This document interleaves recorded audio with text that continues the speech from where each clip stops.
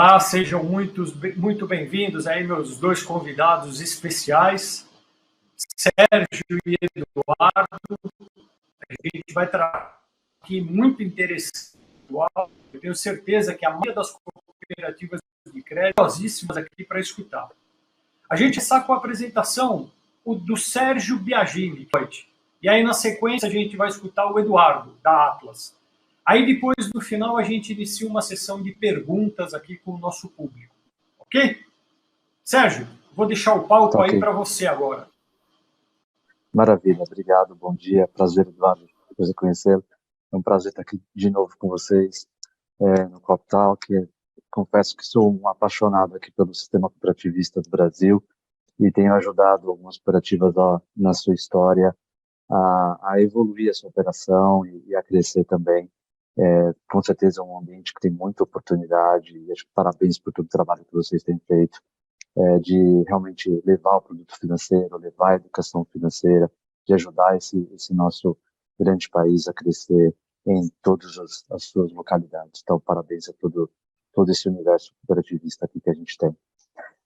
A gente vai falar um pouquinho hoje de futuro de serviços financeiros, 10 minutinhos de talk, passo a palavra para o Eduardo, depois a gente faz um bate-papo junto com vocês. Eu peço, só para a coordenação aqui puxar os slides, acho que a gente encaminha para vocês o conteúdo. Se não eu puxo por aqui, sem problema.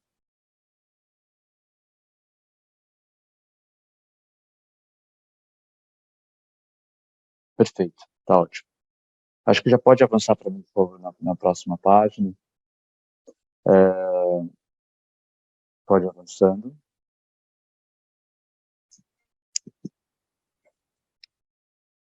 Acho que só para finalizar minha apresentação, acho que para quem não tive o prazer de conhecer ainda, eu sou o Sérgio Biagini, sou o líder de serviços financeiros aqui da Deloitte do Brasil, mais de 20 anos de experiência em serviços financeiros.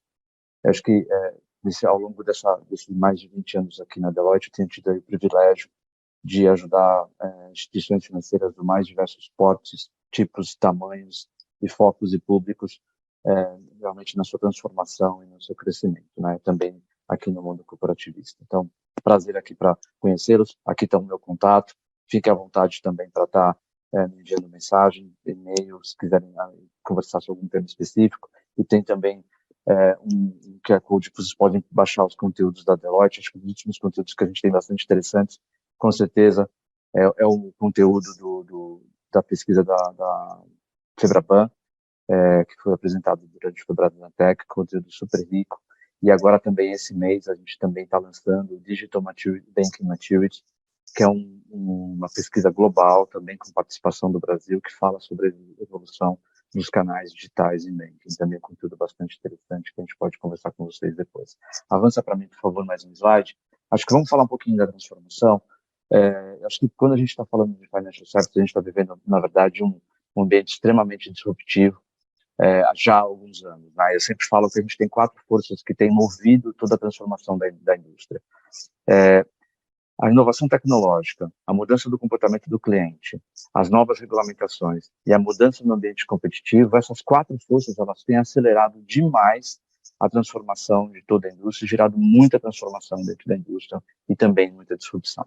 Quando a gente pensa sobre a ótica de tecnologia, a gente tem uma corrida impressionante, né, na jornada de cloud, e quando a gente está falando de jornada cloud, o Brasil é um late adopter em cloud, mas quando em financial services, mas quando ele entra de uma vez, e a gente vê uma aceleração muito grande das instituições, independente do seu porte, na jornada cloud. E quando a gente fala em cloud, a gente fala também em modernização de core, e quando a gente está falando em modernização de core, a gente está também falando em containerização dos serviços, ou seja, os produtos e serviços bancários, serviços financeiros, eles se tornam containers para você poder ter uma flexibilidade do lado de negócio, a conectar esse produto e esse serviço em diferentes plataformas. Essa é uma corrida que a gente vem vivendo isso nos últimos anos, principalmente acelerando, aí não só por causa da pandemia, mas acelerando também por uma questão de transformação do negócio e sustentabilidade do negócio.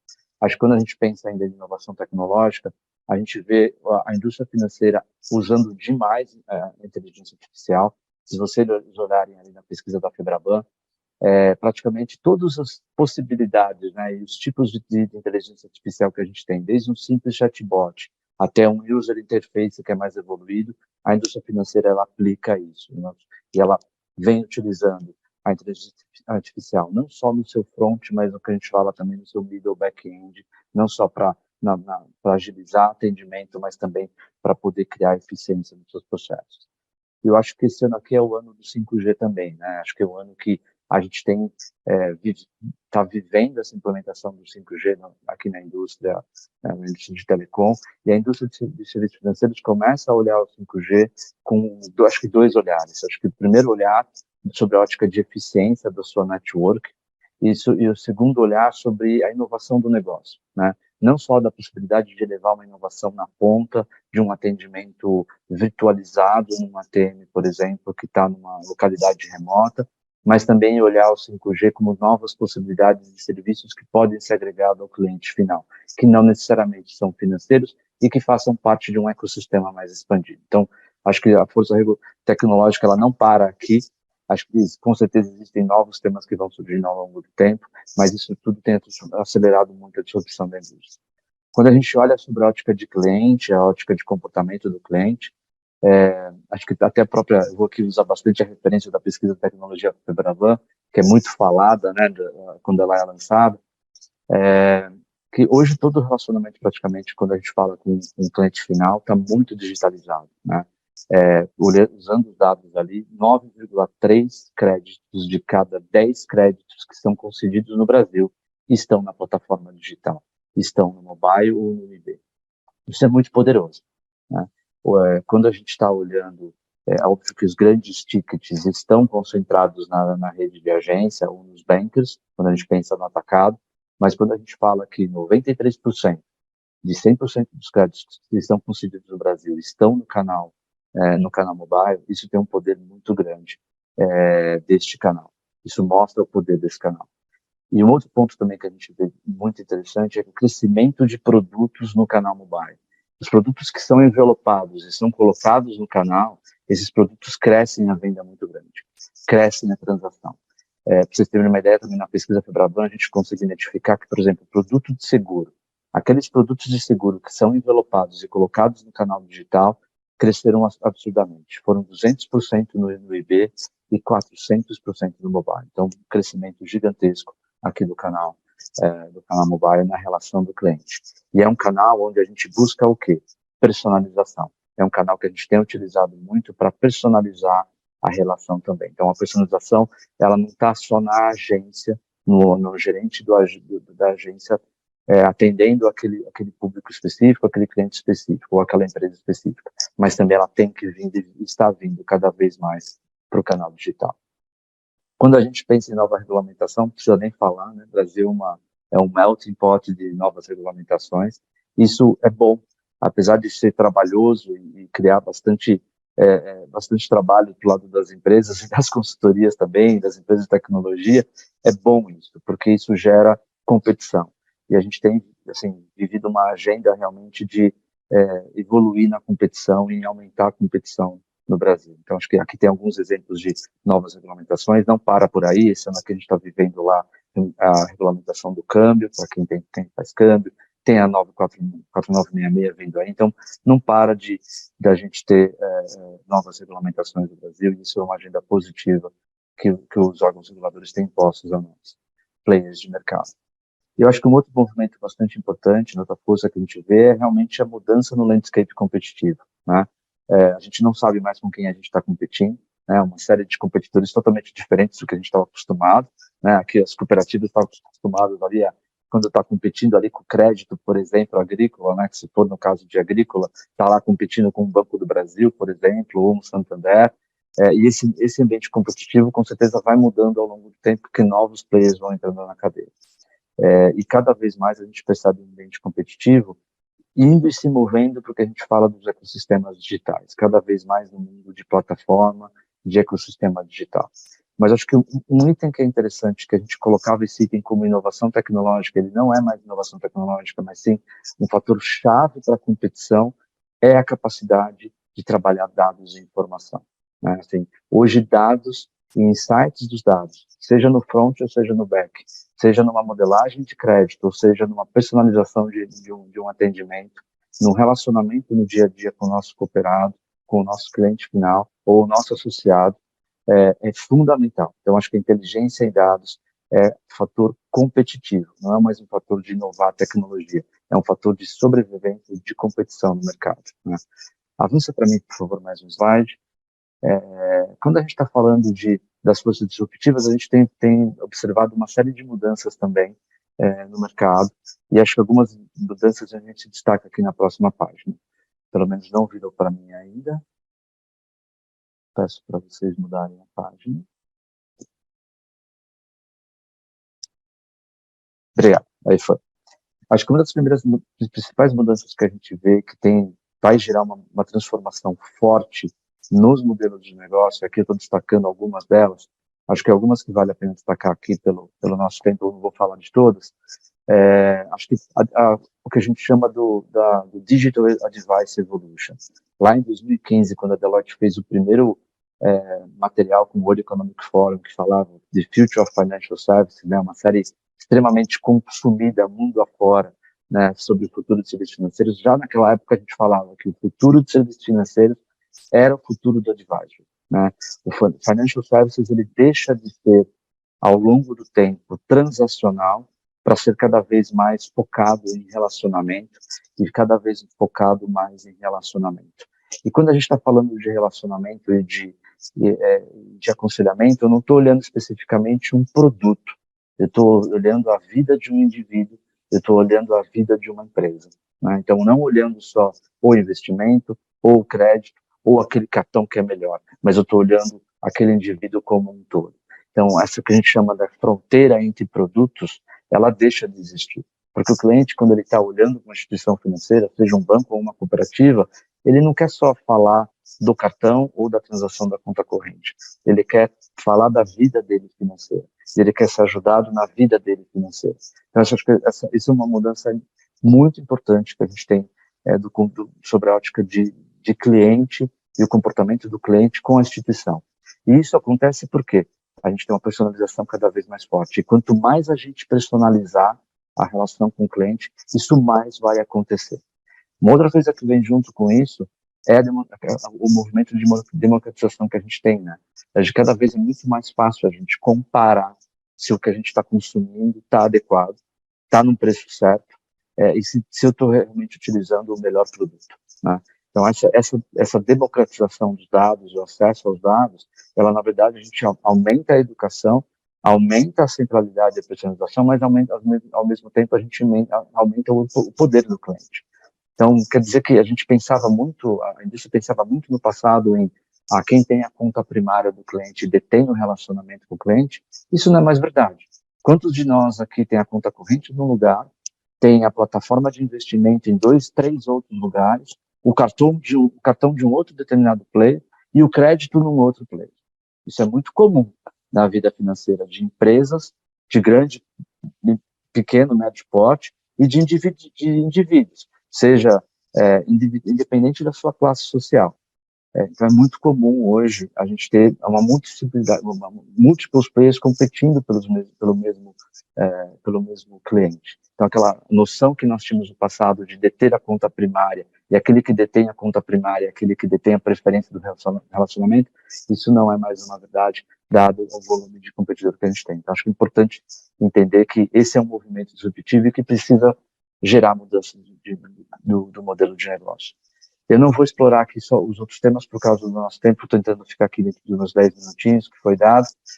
Eu acho que o último tema para destacar, que eu acho que é muito importante, que está muito conectado com o tema que eu falei no slide anterior, de ecossistemas digitais, é a questão que a gente vê cada vez mais as cadeias de valor sendo reorganizadas, cada vez mais novos players entrando em serviços financeiros, levando o produto financeiro em experiências e jornadas mais completas, que é o que a gente chama do Embedded Finance. Com certeza vocês ouvem isso, falar muito disso. E isso é muito viabilizado pelo Banking as a Service.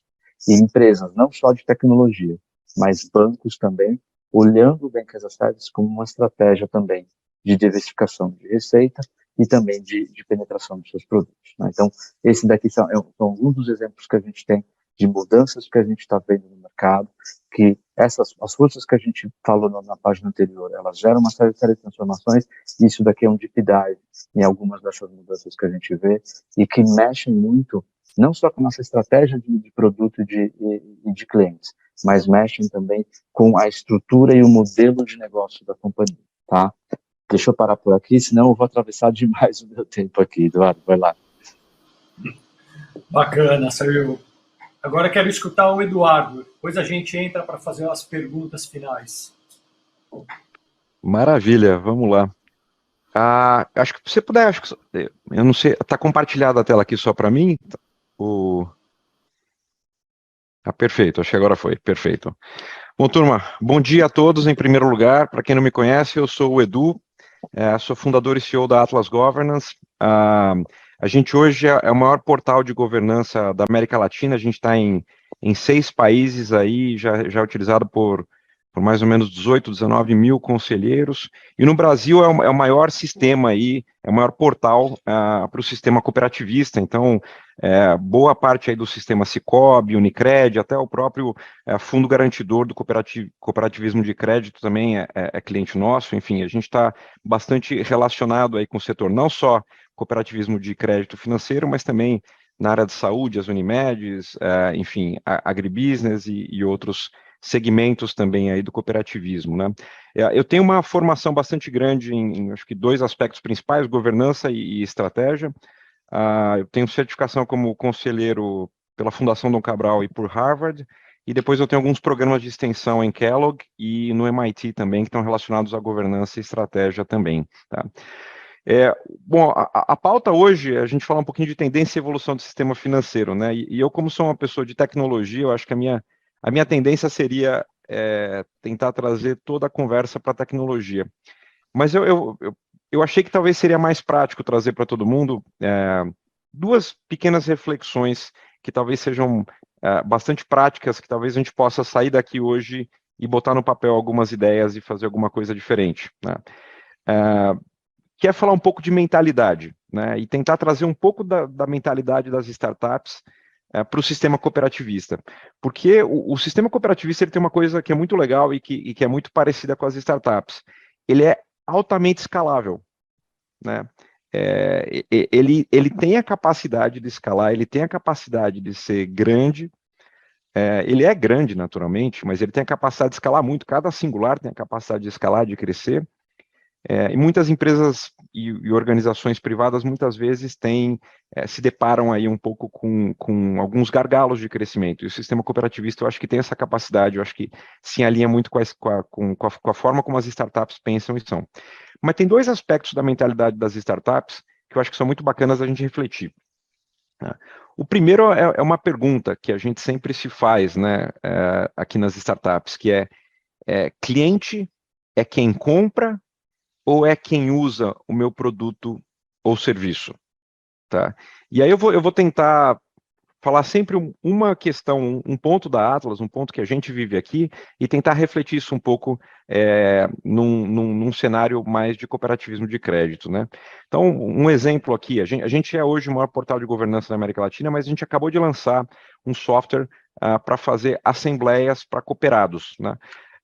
O software em si não é tão importante, mas eu gostaria de falar sobre a mentalidade de desenvolvimento do software de assembleia, tá? E relacionar com essa pergunta, né? Então, supondo que quem contrate a Atlas e contrate o software seja uma cooperativa, é a cooperativa que é o meu cliente ou é o cooperado que vota, né? E essa pergunta faz toda a diferença na hora de você desenvolver um produto ou um serviço na sua vida, tá? Por que eu digo isso? A gente chegou à conclusão de que a gente deveria desenvolver um software para o cooperado, tá? E para o cooperado querer votar e a gente conseguir aumentar o engajamento do cooperado com a cooperativa, eu preciso trazer algo que seja conveniente para ele, né? E o que é conveniente para ele? É pensar nele, é colocar ele no centro das decisões, né? Então, se o cooperado tem uma assembleia da cooperativa e ele tem uma assembleia do edifício residencial dele para eleger o síndico, e o CPF dele está dos 2 lados, por que eu não posso colocar para ele no mesmo aplicativo todas as assembleias onde ele tem que votar? Né? Se por alguma razão ele fez algum investimento em bolsa e também vai ter eventualmente uma assembleia de uma empresa que ele tem ação para votar, por que eu não coloco tudo dentro do mesmo aplicativo para ele? Né? Essa mentalidade de saber quem compra e quem usa, ela é uma mentalidade que as startups já vêm aplicando há um bom tempo. Né? E isso faz toda a diferença no engajamento, porque o que a gente quer? A gente quer o nosso cliente cada vez mais engajado com a gente. Né? Um cliente que tem um produto financeiro, a gente quer que ele faça outros produtos financeiros com a gente também. E aí a pergunta que vem é essa: se a gente está trabalhando, por exemplo, consórcio, né, a pessoa que toma a decisão de compra é a pessoa que vai se utilizar daquele bem que foi eventualmente comprado num consórcio. Se a gente está falando de uma previdência, né, muitas vezes a gente vê pais comprando até para os filhos, né, já começando a fazer essa poupança, essa previdência para os filhos. Será que a comunicação está adequada? Será que a gente está conversando da forma adequada com quem compra, mas oferecendo o produto correto para quem vai usar de fato? Né? Essa eu acho que é uma primeira reflexão que a gente precisa muito se fazer quando a gente quer pensar em crescer e evoluir, né? E é uma mentalidade que mudou há pouco tempo, né? A gente do mundo do software sabe que há pouco tempo atrás o software era feito, tinha uma arquitetura pensada no software, então como é que o software vai funcionar? E há pouco tempo a gente começou a levar o software para a visão do usuário. E o que é importante para o usuário? Então, quando você abre o Netflix, a tela que aparece para você é uma tela que foi feita para você. São os filmes que você estava assistindo, são indicações para você baseado em coisas que você tinha visto já. São filmes, são novas temporadas de uma série que você já assistiu no passado. Então, quando a gente pensa em desenvolver produtos e serviços e coloca o usuário real no centro, né, da nossa comunicação, no centro do produto e do serviço, a gente tem uma chance muito maior de prosperar. A gente tem uma chance muito maior de vender mais e de poder crescer e se desenvolver.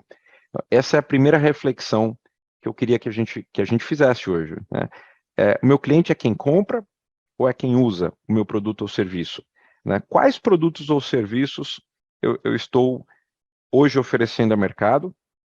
Quem é que toma a decisão de compra, mas quem é o usuário lá no final?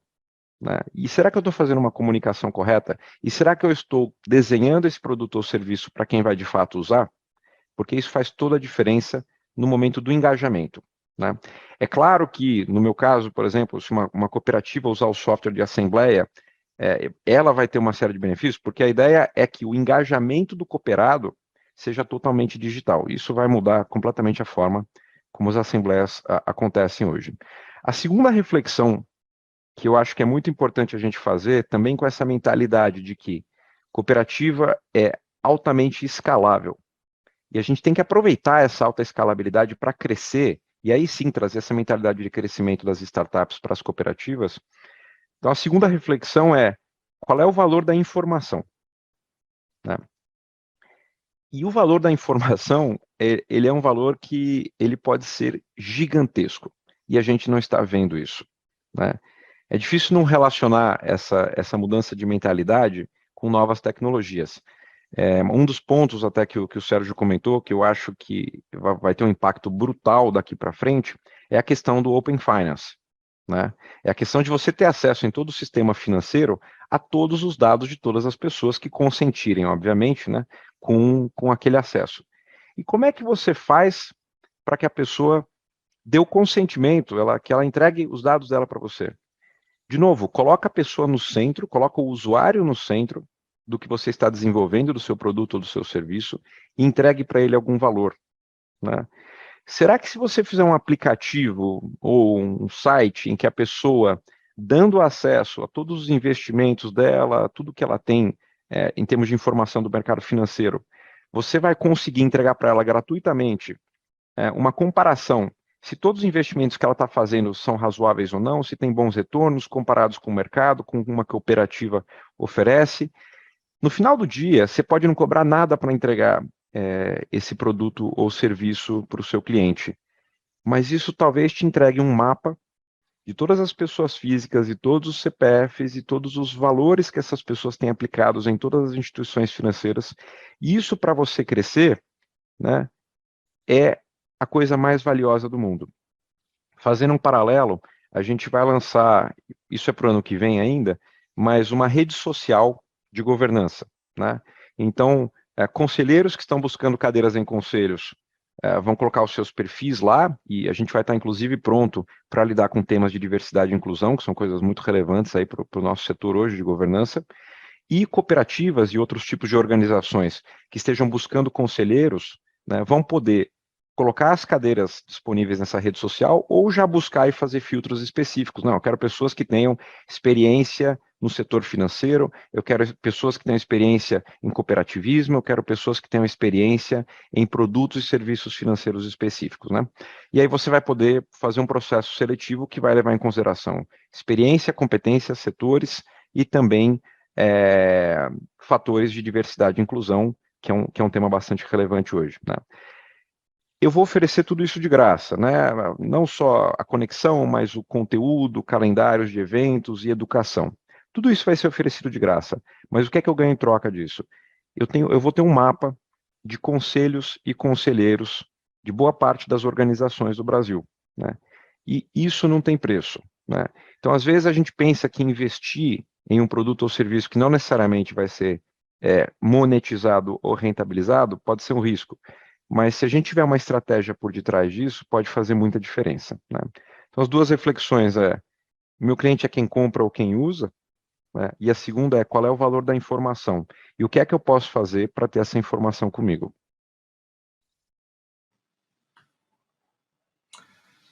Excelente apresentação dos dois, conteúdo assim que deixa a nossa cabeça em parafuso. Tudo que vai acontecer, tudo que está acontecendo, acho que são temas assim bem atuais. Eu queria fazer uma pergunta. Sérgio, você, na sua apresentação, eu vi, vocês fizeram, a Deloitte, junto com a Febraban, uma pesquisa apontando que os canais digitais, eles caíram no gosto do brasileiro.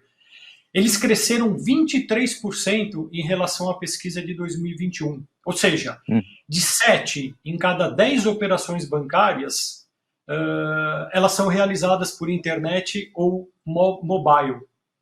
Você acha que o futuro, claro, o futuro é esse. O que você fala? Exato. Isso ainda vai crescer mais? Qual que é a tua opinião disso? Vai, Douglas. Acho que isso a gente vem acompanhando ano a ano, né? Esse crescimento. A gente aguardava, a gente está com a pesquisa Febraban desde 2015, né? Que a Deloitte teve a honra de assumir esse projeto, né? E eu estou liderando esse projeto desde 19, mais ou menos. Então, a gente vem acompanhando os números ano a ano, essa evolução ano a ano, e a gente estava só aguardando, assim, quando que canal mobile vai dominar as transações totais. Isso aconteceu no ano passado. No ano passado, só o mobile representava mais de 50%, né?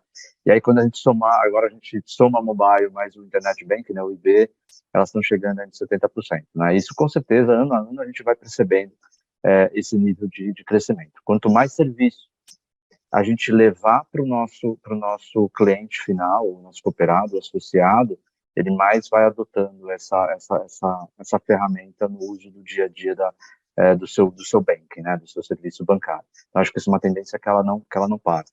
E os números de crescimento, os números da Febraban, eles mostram uma queda consistente ao longo dos anos da transação na agência, da contratação de produtos na agência, na contratação de produtos em ATM, nas transações em ATM, né?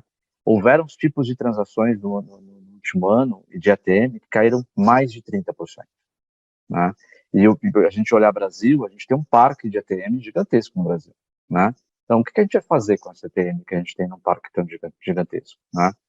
E o que a gente tem conversado muito com os nossos clientes é que, da mesma forma que a gente olha a agência, e a gente deve segmentar a agência por público, ter arquétipos específicos para localidades específicas e públicos específicos, né? Não é o mesmo tipo de agência que deve estar em toda a localidade, tem modelos diferentes de agência, a gente chama de arquétipos isso, a mesma coisa se aplica ao ATM, né? Então, assim, eu não tenho que ter o mesmo tipo de ATM que eu coloco no Shopping Morumbi em São Paulo, que eu vou colocar numa cidade do interior remoto, sei lá, de Mato Grosso, não é o mesmo tipo de ATM. Aquele ATM que está no remoto, ele precisa de mais serviço, ele precisa de mais capacidade e até através do 5G a capacidade do atendimento virtualizado, né? Mas o que está no Morumbi, muito provavelmente, no Shopping Morumbi, ele vai funcionar para um depósito rápido ou um saque rápido, né? Não mais para consulta, não mais para uma contratação, porque muito provavelmente o cliente que está frequentando aquela localidade, ele está versado e é um heavy user de mobile, né? Então, assim, só uma reflexão aqui, fazendo essa conexão não só do mobile, mas também para outros canais, né? Então, assim, cada vez mais que o mobile cresce, o impacto nos outros canais também acontece. Então, a gente tem que olhar canal de uma forma integrada, né? Então, assim, não olhando só como eu evoluo o meu digital, mas também como eu transformo e mudo os outros canais, porque a experiência, ela é omnichannel, como a gente sabe, e ela tem que ser integrada em todos os canais. Então, e quanto mais e se eu não faço isso, o meu custo de servir ele vai muito lá em cima, né? Então, eu tenho que mexer nessa forma também, nessa integração de mobile ou de digital com os outros canais, para eu poder também manter um custo e ter uma eficiência também no atendimento, e principalmente uma experiência harmonizada em todos os canais.